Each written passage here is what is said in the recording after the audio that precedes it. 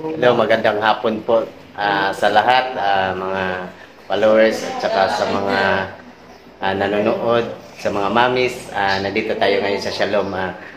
Nagpapasalamat po tayo dahil mayroong isang pamilya dito sa Shalom ng anak, si Francisco family.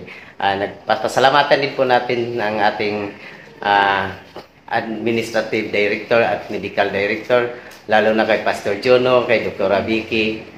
Shout out po sa inyo at lalo na sa Shalom Christian by Panakan.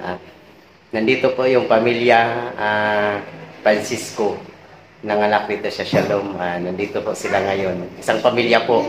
Nandito po sila. May panganay nila, pangalawa, pangatlo. Pangapat na po yung pinanganak. Ayan po. Maganda sila tingnan dito kasi nag-isa sila sa Shalom Christian by Panakan. Interviewin po natin sila, si ma'am at saka si sir. Sir, ano pong masasabi mo dito sa Shalom na dito nanganak yung asawa mo? Maraming salamat po sa Shalom, sa staff ng Shalom. Maraming salamat. Lalo na sa kila Pastor Juno at saka kay Dr. Vicky. Yun po. Sa Shalom. Sa lahat ng Shalom ng mga ano. Sa lahat po ng staff ng Shalom. Maraming salamat.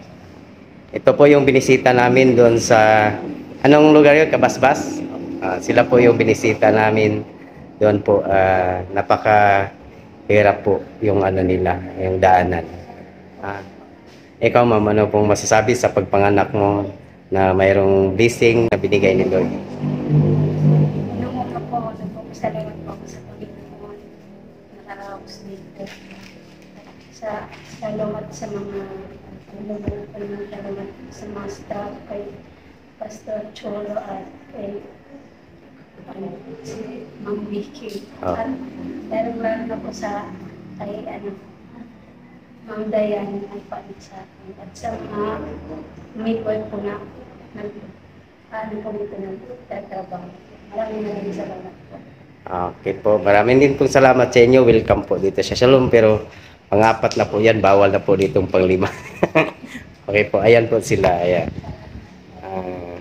Kompleto po sila dito sa Shalom Christian by Panakan. Maganda tingnan dito sila sa Shalom ngayon. Okay. Maraming salamat po sa inyo, sir and ma'am.